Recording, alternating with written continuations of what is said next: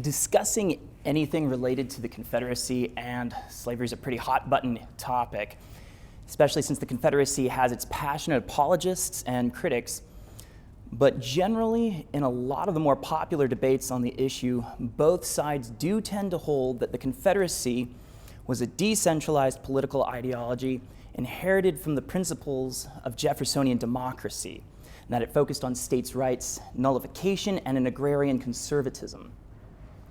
This claim was made regularly by former Confederates throughout the post-Civil War period, who nostalgically depicted an antebellum South of stately plantations, chivalrous cavaliers, and contented slaves, and that their participation in the Civil War was a fight to preserve this culture.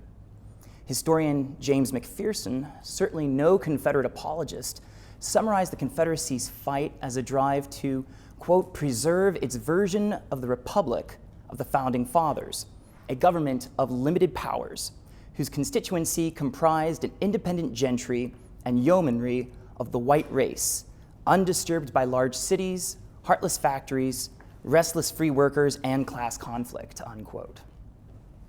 Other historians, eager to champion Lincoln's massive political centralization, have claimed that the South's naive adherence to political and economic decentralization was in fact what cost them the war. And in the words of historian Joseph Stromberg, quote, Unionists pityingly dismissed Richmond's war effort as not measuring up to Lincolnian statism due to the South's supposed perverse states' rights fetish. However, despite the amount of material out there making this claim, the Confederacy was actually the opposite of a decentralized, limited government. While some scholars, such as Emory Thomas, have attempted to make the case that the Confederacy only abandoned its commitment to states' rights as an emergency war measure, others, such as John Mayevsky, have clearly demonstrated that the South had a more complex and selective adherence to political decentralization long before the Civil War. And in fact, the states' rights political ideology, usually identified with the antebellum South, was consistently a response to specific political circumstances. Throughout the antebellum period, Southern politicians regularly espoused states' rights and decentralization, while simultaneously advocating federal and state intervention whenever it served Southern interests. This was not the result of wartime exigencies, with the South, quote, being dragged kicking and screaming, unquote, into the modern age. Rather, it was part of an ongoing antebellum Southern state activism designed to make the slave-based agrarian South economically competitive with Northern entrepreneurialism and wage labor. And when war did break out, the Confederate government, in its need to now defeat the North on the battlefield, implemented a shockingly progressive command economy on a scale capable of rivaling Stalin's 5-year plan, Mao's Great Leap Forward, and FDR's New Deal.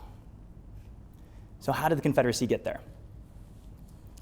As already mentioned, the South was no stranger to state interventionism. It was a necessary component to maintaining an economic system based on coerced labor, in fact. As one Southern politician put it, no economic system demands more government protection than the system of slavery. And that's because slavery, while profitable, is simply not efficient. This observation has been the subject of a lot of economic historical debate over the past 100 years. For a while in the 40s and 50s, and even as late as Eugene Geneviese's work in the 70s, Marxist historians maintained that Southern slavery was actually unprofitable in some sense to slave owners, and that basically slavery was a feudal holdover representing bourgeois prestige and built around paternalistic, hegemonic relationships between master and slave, rather than being pursued for capitalist profits. But in actuality, Southern slave owners were very much interested in the dollars and cents of slavery, and this is something that the recent New York Times 1619 project actually gets right. Southern slave owners saw themselves as progressive businessmen on the cutting edge of empire building, trying to make the American South a, quote, great highway of nations, unquote. And chattel slavery was a morally justified piece to this empire building, because as South Carolinian Governor James Henry Hammond wrote in his letter to an English abolitionist, there is no such thing as abstract, absolute natural rights, only relative social rights. He wrote, man does not have, quote, strictly speaking, any rights at all. unquote. And since all societies restrict our rights and liberties in some way or another, the economic system of slavery was only different from Northern wage labor as a matter of expediency. Southern planters loudly maintained that slavery's profitability would in fact soon demonstrate that the economic future of the world would be a slave system, not wage labor. But in order to make this claim, Southerners had to contend with the fact that for all of its profitability, Southern slavery was not an efficient system, and especially not so when compared to wage labor. And this is where we part ways with the 1619 Project and the New History of Capitalism, which has claimed that Southern slavery was the source of U.S. wealth and prosperity. According to this narrative, slavery is both America's original sin that we must atone for and the source of our wealth that we must make reparations for. But in reality, slavery actually impoverished the South overall. And if you want to see hard evidence for this, then there's actual figures comparing the output per capita between the South, including its slave population, and that of the North. Southern planters were well aware of the efficiency cost of using coerced labor. They regularly had to deal with runaways, slave revolts, and other forms of slave resistance, all of which required extensive slave patrols to capture and return runaways. In order to deal with these added expenses, Southern planters pushed the costs off onto the government and then the taxpayer.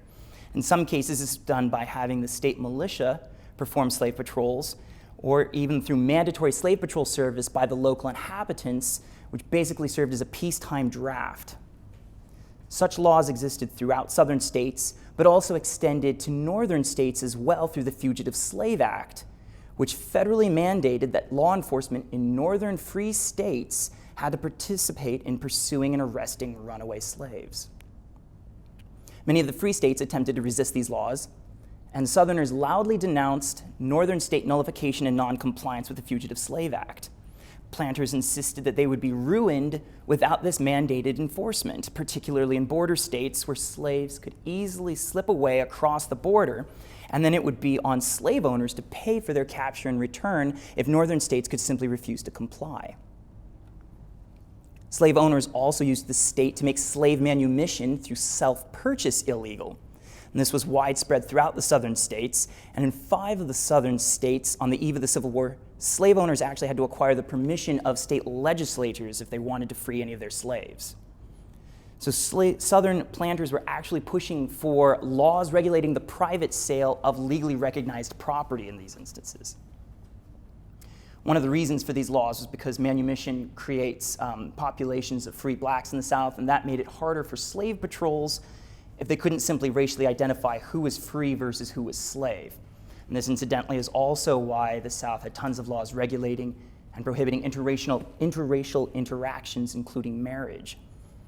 So we have not just laws on what Southerners could do with their private property, but laws regulating communication and relationships between free citizens. Southern states also tried to encourage the growth and development of the plantation system through state-supported agricultural research, government investment in railroads, and interventionist trade policies. However, despite all of this state intervention, Southerners didn't actually want a centrally planned economy. What they wanted was a government that was capable of providing a guiding hand and encouraging private investment in areas they deemed most essential to growing the plantation system. But by pushing these economic inefficiencies of slave labor off onto the taxpayer, Southern planters were putting a ball and chain on the rest of the South's economy. And this wasn't totally accidental either. Southern planters saw the North's rising middle class of capitalist entrepreneurs as one of their greatest competitors. And they passed laws in the South not only to discourage immigration to the South, but also to discourage poorer Southerners from forming such a middle class. The ruling Southern plantocracy also passed property requirements for political competition to further legislate away competition. The line between Southern freeman and slave could be shockingly thin at times. Southern intellectual George Fitzhugh wrote defending such regulation, quote, "Society is the being, and he, one of the members of that being. He has no rights whatever as opposed to the interests of society, and that society may very properly make any use of him that will redound to the public good. Whatever rights he has are subordinate to the good of the whole, and he has never ceded rights to it, for he was born its slave and had no rights to cede," unquote. Thus, on the eve of the Civil War, using government protectionism, Southern slavery was not on the verge of dying of natural causes. It was in fact very much alive and well, leeching off of the general society. But the status quo was then threatened with Lincoln's election, as now federal subsidization of slavery through enforcement of the Fugitive Slave Act and slave expansion into the territories would be threatened by a Republican executive. For years, the economic gap between the North and South had been widening, but Southern Democrats had managed to largely control key elements of the federal government, particularly the military, with which they had attempted to acquire vast territory in the American Southwest, Central America, and the Caribbean for the expansion of U.S. slavery. Northern Republicans at the time angrily calculated that the U.S. government was now spending more on the military than they had during the recent Mexican-American War, which incidentally had also been a Southern Democrat land grab. But at this point, the South was rapidly realizing that it was losing its political hold. The North's increasing population meant that Southern Democrats would eventually lose the House of Representatives forever, and Lincoln's election in 1860 was the first evidence that they'd also lost the executive. Later that year, as Southern delegates met at state conventions to discuss secession, they were all forced to wrestle with the question that George Wythe Randolph, Thomas Jefferson's grandson, put to the Virginia Convention. He asked, "Will the material interests of Virginia be promoted by adhering to the North or by joining the Southern Confederacy?" And the conclusion that had been creeping on them for years was that the only way that Southern planters could hope now to effectively compete with Northern manufacturing and British wage labor was to have a national state solely devoted to the Southern cause. But with secession came war, and the Confederacy was suddenly faced with having to fight a modern conflict that it was simply not prepared for.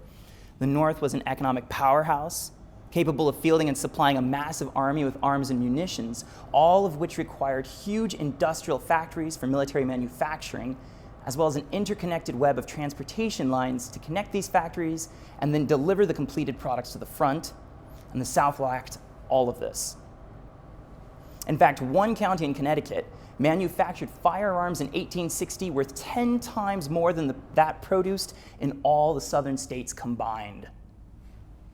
The South's economic policies had been designed only to supply the infrastructure required to meet the needs of the plantations. In fact, the single iron factory of note in the South, the Tredegar Iron Works, had only survived by selling almost exclusively to the U.S. government. So here's where the effects of the plantocracy's political and economic control over the South began to strangle their own cause. The Industrial Revolution had taken over 50 years to form in Great Britain, France, and the northern United States. But industrial organization at this level that the South required needs capitalists and entrepreneurs able to direct and manage the industry. In other words, the very entrepreneurial middle class that the Southern elites had mocked in the North and suppressed in their own states. So how could the Confederacy spontaneously and simultaneously industrialize without giving up its plantocracy? In the words of Civil War historian Raimondo Laregui, the South consciously confronted the enemy on the only terms that a backward, inefficient pre-capitalist system might try to fight such a war, by jumping over the capitalist era into a completely new one, an era of a sort of state socialism. The Confederate problem was a unique one at the time. During the French Revolution, the French had resorted to state socialism in the early years of the Revolution, but this had really just been for the purpose of acquiring revenue, not for starting an industrial revolution. And it wasn't until the 20th century that we'd have the examples of Stalinist Russia and Maoist China to study. So the Confederacy was completely in uncharted waters. In the Soviet Union, since foreign loans had been out of the question, they had managed to acquire the necessary funding for industrialization by seizing the land and produce from the small farmers and transferring vast amounts of the nation's wealth from the country to the urban centers of industry. In China, Mao sold Chinese agricultural produce for Soviet machinery in order to bring industry to the countryside. Both cases were remarkably successful if you don't count the millions of people that died as a result of starvation. Through forced industrialization, Stalin and Mao had managed to propel their countries from a near feudal economy into the nuclear age. And compared to these shining examples, the Confederacy was going to attempt to achieve an unbelievable amount of industrialization in just 4 short years, all while facing a military invasion. To quote Larregi again, the hurdles the Confederacy had to face were simply astounding. And they first of all needed to achieve, quote, forced industrialization, second, prevalence of heavy war industry, and third, speed, a speed that had to be far superior to that of both Russia and China. Certainly Confederate leaders had no plans, no examples to follow, no guidelines. They had to proceed stumbling like blind men exploring new terrain. Nevertheless, what they achieved, the creative solutions that sprang from bare necessity, was amazing, unquote.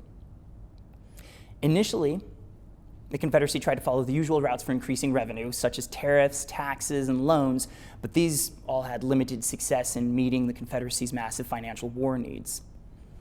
The tariff, which was initially the Confederacy's primary source of revenue, was severely hampered both by the Union blockade and, ironically, also the Confederacy's disastrous embargo of their own trade goods. Taxation also met with limited success. Increased property taxes and a progressive income tax were levied over the whole population, but compared to the North, the South didn't have much taxable wealth, and they only managed to cover a mere 8% of their expenses through taxes. The Confederacy was more successful, however, with property seizure, paying as much as 17% of their expenses through confiscated property belonging to Northerners that lived in the South, as well as seizing Southern goods and supplies declared necessary for the war effort, which the government paid back through the Quartermaster Bureau at undervalued fixed prices with devalued Confederate currency. Meanwhile, domestic and foreign loans managed to cover an additional quarter of Confederate needs, 25%, but these became increasingly difficult to acquire as the war progressed, and in its struggle to find an adequate source of revenue, the South turned to what governments always do, to the printing press. Although initially reluctant to leave hard specie, the Confederacy was ultimately forced to pay for the bulk of their expenses through printed Treasury notes. In fact, the Confederate Treasury ended up printing an impressive $1 billion, which was double the amount printed in the North. The resulting inflation was the worst in U.S. history. Over the next 4 years, the price level increased by 5,000%, and by January of 1865, the South had so devalued their currency that $100 had the same purchasing power as $1 had in January of '61. Meanwhile, the Confederate government was using these resources and federal control to propel their economy into the industrial age. All existing manufacturing was contracted out by the government, and private industry was encouraged by offering to lend 50% of the initial expense and as much as 1/3 of the value of the projected output. However, these industries were then forced to sell almost exclusively to the Confederate government, and the government eventually established fixed pricing in order to prevent war profiteering. And in fact, the government was so effective at controlling business profits that businessmen actually feared more than they wanted government contracts, as they usually had to produce at a loss or with very small earnings. And what little profits businesses did manage to eke out were swallowed up by eventual inflation. And it became so bad that rather than trying to sell their products to the government, most businesses simply chose to turn their business over to the state to be run by them. And business owners, the few that attempted to bypass these regulations, were faced with a myriad of government strong-arm tactics. Through the Conscription Act of 1862, the government was able to relocate private workers from any private business that proved difficult to work with. Also, the state could refuse to allow raw materials to reach such industries. Near the end of the war, after the Confederacy nationalized all transportation, they used these same tactics by withholding access to railroads, steamboats, canals, and communication lines. And as exactly would occur later in the Soviet Union and China, the Confederacy leaped from near zero industry to being able to compete with the great manufacturers of the world. General Josiah Gorgas, the chief of Confederate Ordnance, wrote in 1863 in his diary, "It is 3 years ago today since I took charge of the Ordnance Department. I have succeeded beyond my utmost expectations. Where 3 years ago we were not making a gun, pistol, nor a saber, no shot nor shell except at the Tredegar Works, we now make all these in quantities to meet the demands of our large armies. The level of production at these plants was truly astounding. By 1864, the state of Alabama was producing 4 times more iron than any other state, north or south, had produced prior to the war. The Ordnance Bureau's powder works were the second largest in the world. Economic historian Jeffrey Rogers Hummel recounts that in addition to the powder mill, chemical plant, small arms factories, and foundries belonging to Gorges's Ordnance Bureau, the Confederate Navy set up its own cannon foundry and powder mill, as well as numerous shipyards. The Niter and Mining Bureau extracted and refined coal, iron, copper, niter, and lead. The Confederate Quartermaster Bureau ran its own clothing, shoe, and wagon factories. The southern state governments also operated arsenals, powder mills, textile mills, flour mills, salt works, and a variety of other enterprises. In addition to taking over manufacturing, the Confederate government also began to expand its control over the means of production into the plantations themselves. Hummel again.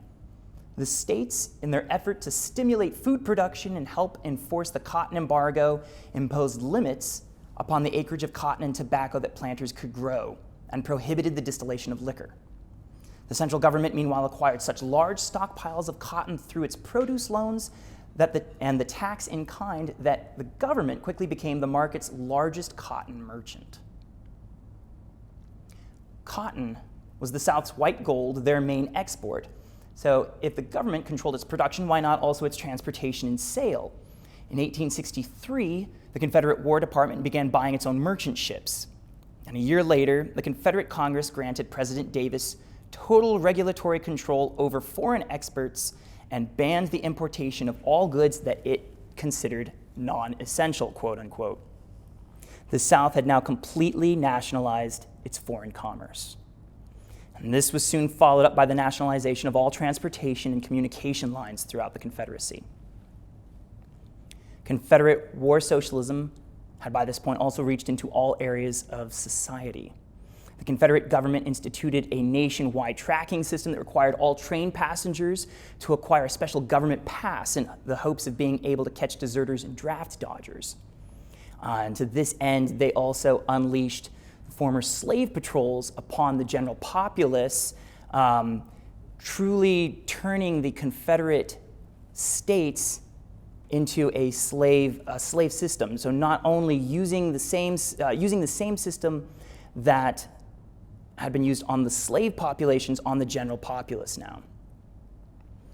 In 1862, the Confederate government instituted the first and most widespread national conscription in American history. As the all-volunteer army had begun melting away at the end of its year-long enlistment, Senator Lewis Wigfall of Texas announced on the Senate floor that we must, quote, cease this child's play. The enemy are in some portions of almost every state in the Confederacy. Virginia is enveloped by them. We need a large army. No man has any individual rights which come into conflict with the welfare of the country, unquote.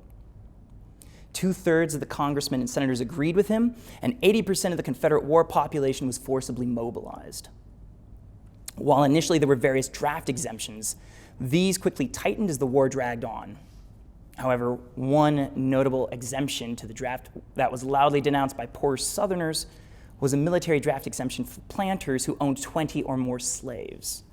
The claimed justification for this was to prevent slave insurrections. And it wasn't just whites that were conscripted. The Confederate War Department and Engineer Bureau seized slaves from plantations, providing the state with actual slave labor.